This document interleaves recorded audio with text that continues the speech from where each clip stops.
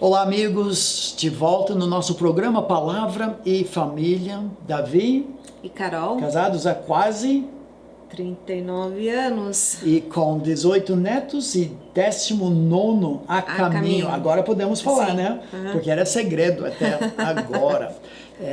Nós estamos para falar sobre um assunto que tratamos um pouco em outro programa, sobre famílias em que a graça de Deus reina. O que nós não queremos é a desgraça no contexto familiar. Eu gosto muito de um versículo do livro de Hebreus, bem no final, que diz assim: o que vale é estar o coração confirmado, fortalecido com graça. A graça de Deus, a bondade de Deus é o que nos conduz ao arrependimento.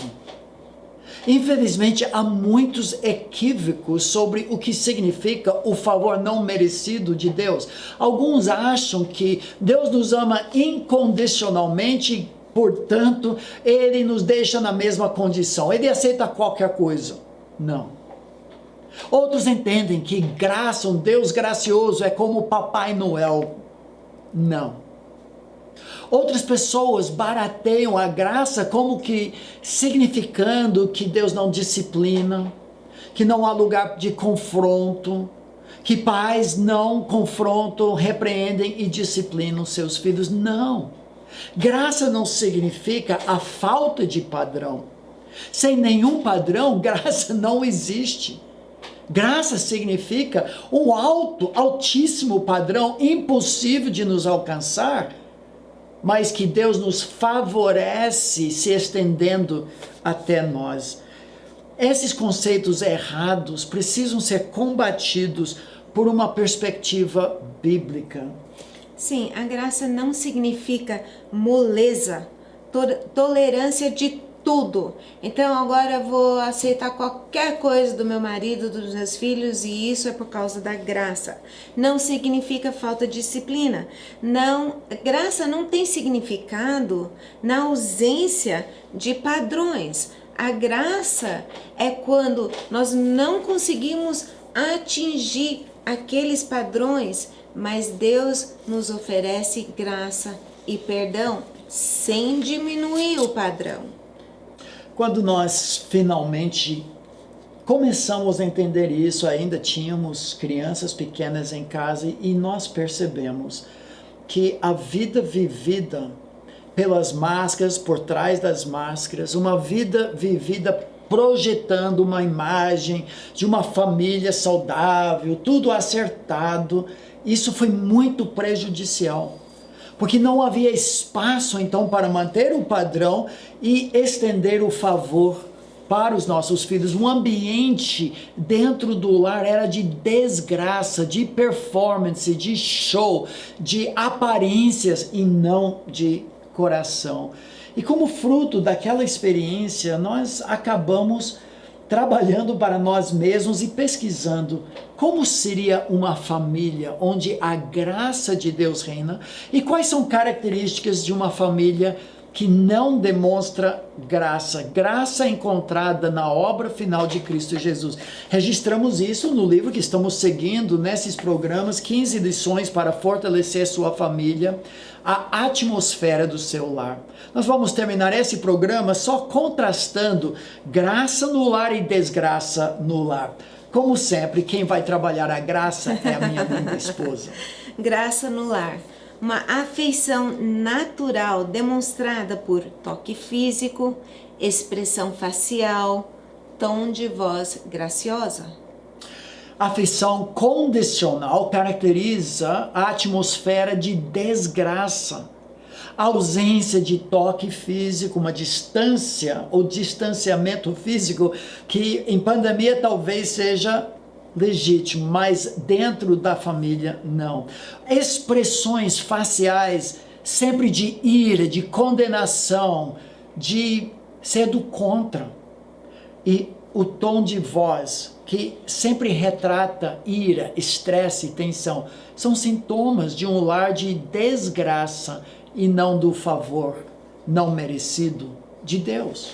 Nós demonstramos graça mesmo na hora de disciplinar os nossos filhos, quando falamos assim: amamos e aceitamos você, mesmo não aprovando o que você fez.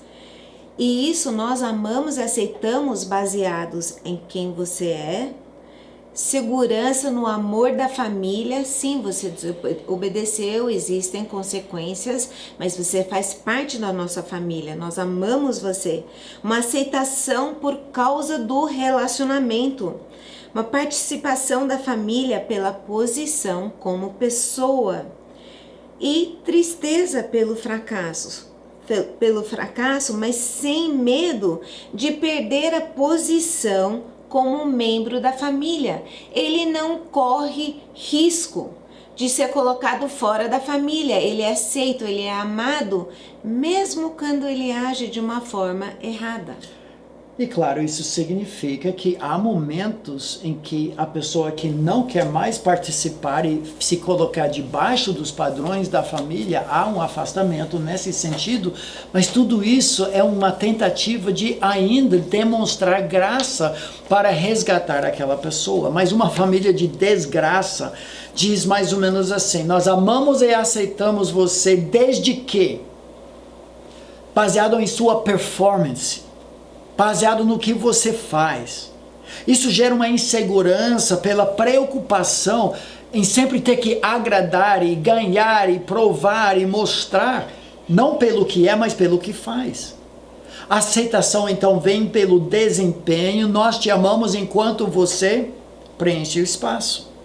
A participação da família vem pela produtividade e perícia no que faz, mas a rejeição pelo fracasso, pelo medo de perder a posição como membro da família. Ou seja, uma família de desgraça é escravidão e não filiação. Uma família onde a graça reina é um lugar onde as atitudes e as palavras são positivas, sempre visando o bem do outro. E outra família de desgraças, atitudes, as palavras são negativas, de condenação. Você não presta, você não vale a pena, você sempre erra e mais. Um lar que tem graça tem um estilo de vida representado pelo amor, pela misericórdia e pela graça de Deus. Enquanto a família de desgraça tem um estilo de vida denotando a ira, o juízo e a condenação sempre. O fruto do Espírito é manifestado no lar: amor, alegria, paz, paciência, longanimidade, benignidade, bondade, fidelidade, amabilidade, domínio próprio. E o contraste de Gálatas capítulo 5 entre as obras da carne e o fruto do Espírito leva para um lar de desgraça. Esse último, o fruto da carne, é manifestado por ódio, discórdia, inveja, ira, ambição, facções, divisões, ciúmes e a falta de domínio próprio. Em tudo isso, nós percebemos uma atmosfera bem diferente. A família onde a graça reina tem uma atmosfera não de tolerância de tudo, mas de aceitação e trabalho para ser mais parecido com Jesus. A família de desgraça sempre exige mais, uma performance melhor, nunca está satisfeito e nunca transmite o amor incondicional de Deus, mas que não nos deixa na mesma condição. Que Deus nos abençoe a termos famílias onde a graça de Deus reina.